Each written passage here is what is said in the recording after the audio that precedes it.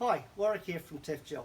Today I'm going to answer one of the most frequently asked questions we get, which is how much Tef Gel do I need, or how much do I need to apply for each fastening. So what I've done today is I've got a sheet of aluminium and I've tapped two holes in one side, and I've oversized two holes on the other side. So what we're going to do is we're going to go through the two different ways that you would use Tef Gel with fastenings, either just fastening something through into a thread, or when you're bolting something together and you have but a bolt and washer on one side and washer and nut on the other side. So let's get started, and we'll grab a bolt and a washer, and we'll pop a bead of Tef Gel down here like that, and we will screw that into our first hole down the bottom,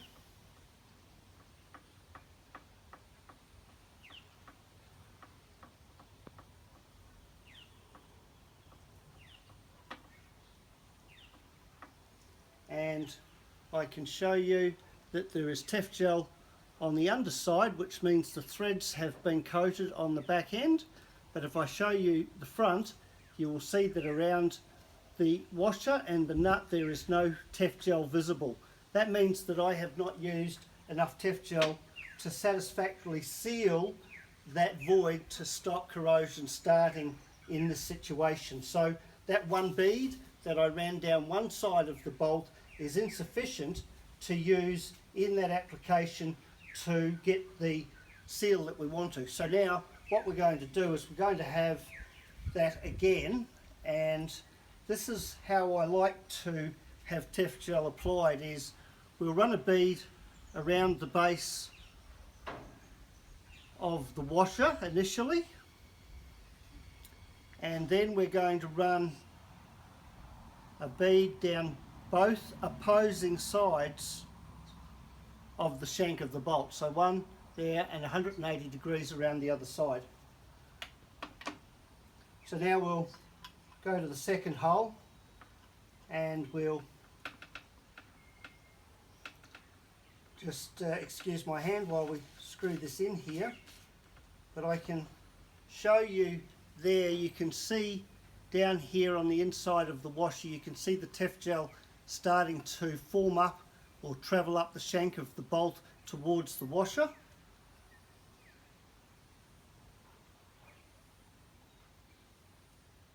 And as I tighten it up, now you can see a nice even bead around the washer, and that is the correct way, the right amount of Tef Gel to use.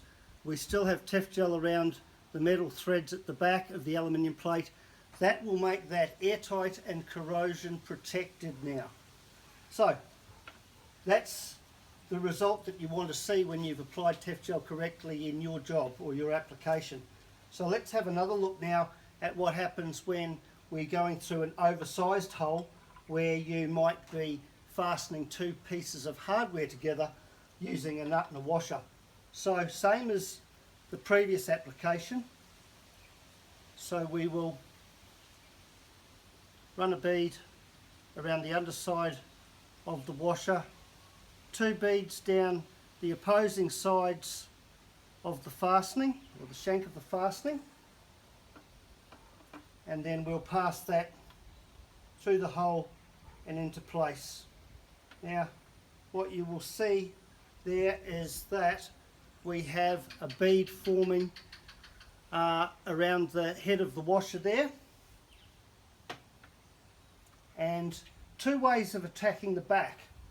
Now one way would be to run a bead around the back here prior to placing the washer on, which we'll do.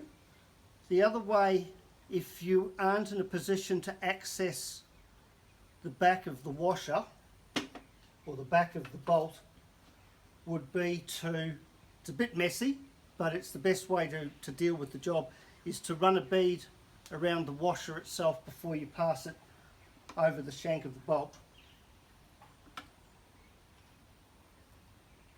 So we'll pop the washer on, we'll pop the nut on. The nut will start to carry the Tef gel up towards the washer.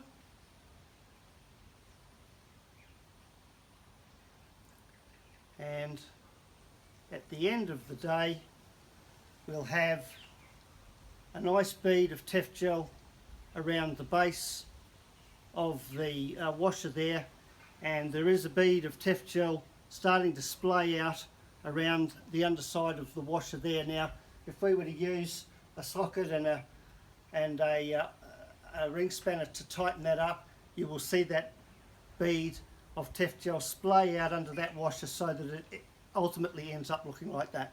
So those are the two ways to apply Tef gel so that you get the right amount on each fastening and you get the result that you're looking for. So if you want any more information, go to tefgel.com.au or shoot us an email via our website. More than happy to help. Thanks.